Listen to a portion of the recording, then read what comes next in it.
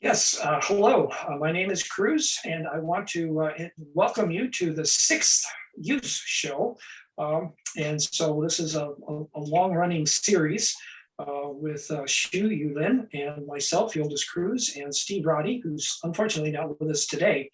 But today's topic is a timely one. It's on Hong Kong.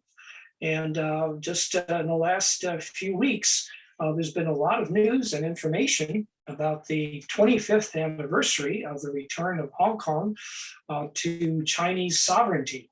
And the president, Xi Jinping, visited Hong Kong and offered some important observations and confirmations. Yes, there's one country, two system will continue.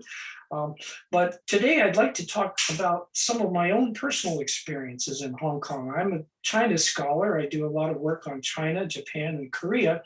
And my original training was on China. And so in 1970, I spent 2 years, beginning in 1970, I spent 2 years doing scholarly academic research in Hong Kong, along with my wife, Anne. And so I had the opportunity of gathering materials on my dissertation, and the topic was Beijing municipality after 1949, the big changes that have occurred after what the Chinese call liberation.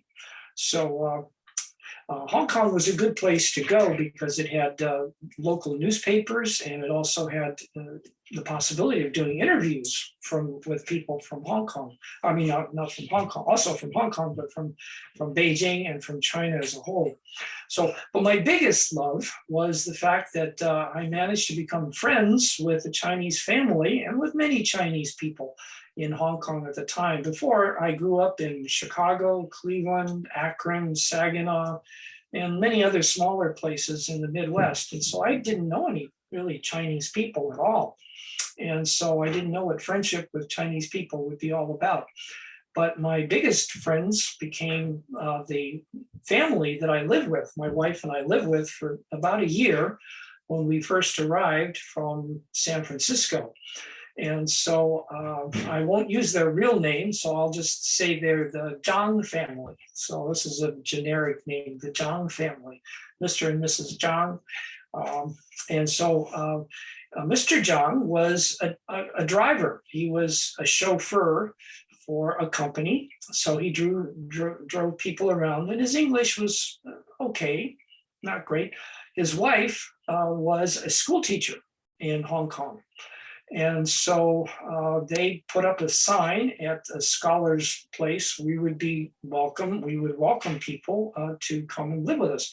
So instead of one, though, they got two, because my wife and I had just been married. So our honeymoon was actually in Hong Kong. And they didn't realize it at the time because they were only advertising for one person, but they got two. 一举两得. They really smart. They were a little bit worried about this because, oh my gosh, they're newlyweds. Tiny. Hong Kong is very tiny. It is a tiny place, Hong Kong. Yes, and where they were living was very small. So they said, initially we were going to give you the small room, but now, since we know there are two of you, we will give you our room. And so we had their bed, but again, very, very, very small by American standards and certainly by Chinese standards today. But we lived with them. And the story that I'd like to tell is how we became good friends, not just people who were living there, but good friends. First of all, they took us shopping everywhere and introduced us to shopping in various department stores and places that foreigners would rarely go. Most foreigners did not live in Kowloon.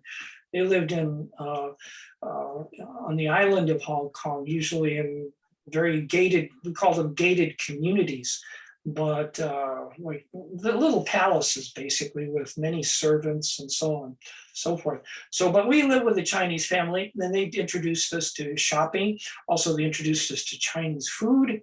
And my best introduction was to Chinese tea. They prepared tea in the morning, also for lunch in the evening. And gradually, I came to love Chinese tea and became a little bit picky about tea after a while. I really need jasmine, or I need big red rope, or I need some other kind of tea. So they introduced both of us to things like that. And they also took us to restaurants for danxian, or dim sum as it's called here in Cantonese. And in those days, the dim sum restaurants were actually fairly small. And they often had very young girls, maybe 8, 10, 12 years old. And they would carry the trays on like little halters. And they were small, so they could get between chairs. So, and you would just pick out the thing. So now, of course, things are very different. They have fancy carts and waitresses and everything like that. But we saw child labor at the time. Anyway, we became good friends in being introduced to food, to tea, to shopping, to culture. They took us to the new territories to see China for the first time, and took us to many places that we would normally never go. So the Zhangs and we became very, very good friends. And we also watched them grow up. We watched their 2 daughters grow up at the same time. So it was a very heartwarming experience, and it was an introduction for me to friendship and to how Chinese show their love. The parents show their love to their children. So it was a wonderful experience. Now, of course, Hong Kong's future is also, I think Yulin will probably talk about that in terms of statistics and what a powerhouse Hong Kong has become in the last decades. So that's my personal story of Hong Kong. Indeed, Hong Kong, you are very fortunate that you witnessed Hong Kong that in a way that many people would never be able to understand, because you really lived with a local family. That gives you a really in-depth perspectives. That's really amazing. You're absolutely correct that Hong Kong, especially the past 25 years, has achieved tremendous success. So, for example, specifically, one of the amazing things many people don't know is that Hong Kong is the world's #1 longevity place. The average age to people's lifespan in Hong Kong is world #1. And there are many other world #1 as well. So, for example, we'll know that Hong Kong is the world finance center. Hong Kong, there are over 3/4 of the big banks, of the top 100 banks in the world.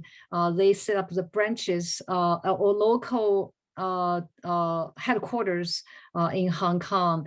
Out of the largest 20 private equity firms, 15 of them, they have regional office in Hong Kong. Hong Kong is also #1 in Asian talent. In addition to the finance system, they are also #1, global #1 in construction safety and in entrepreneurship as well, in the economic environment. From a certain number perspective, in '97, the company's IPO is 619. Right now, it's over 2,500. The GDP at the time, or actually, this is the deposit in the bank at the right now, well, as of 2021, it's over 500 billion, which is 5 times more compared to '97. So it's just amazing you had this wonderful experience in Hong Kong. Yes, those are really remarkable statistics, and it's a testament to the hard work and perseverance of the people in Hong Kong, but it's also a reflection of the rise of China as a whole, because Hong Kong has served as a kind of a bridge between China, the mainland, the People's Republic, and the outside world. And so it serves as a very good go-between between these systems. So it's unique, but amazing. It's an amazing story. It's an amazing success story. Yeah, well, what's interesting is that you mentioned the recent visit of China President Xi Jinping. He gave 4 wishes to Hong Kong. #1 is improve the management capabilities. in Hong Kong. Secondly is really for economic development. And the third is really solve some of the real life issues. And number four is maintain Hong Kong's long-term prosperity going forward. This made me think of one of the famous one many people know, which is from the Bible. It says, "For I know the plans I have for you, declares the Lord, plans to prosper you and not to harm you, plans to give you hope and a future." So we sincerely hope that Hong Kong will enjoy many, many years of prosperity, and the people will enjoy happiness there. And those are my hopes too. And I hope that I can go back to visit Hong Kong again. My last visit was about 10 years ago. So I am overdue. And I'd love to visit the universities again and cross the ferry and cross the bay and the Star Ferry and enjoy some wonderful food there. Hong Kong is not known for its food, but it really is an important food paradise too, because it has so much good food from Singapore, from Malaysia, from Indonesia, places that you normally wouldn't think of. So that's where I got my introduction to Indonesian food, Singapore food, Malaysian food. It's wonderful. Hong Kong is an international city for sure. So talking about the visit to Hong Kong, Professor Roddy is very fortunate. He is going to Hong Kong, and so we'll miss him for quite some time. And so he's just very fortunate. Well, let's visit Hong Kong sometime. All right. So I think that our time is up. Until next month, we will wish everyone a happy, healthy month, and going forward. I'll see you next month. Yes. See you next month. Bye-bye. Bye.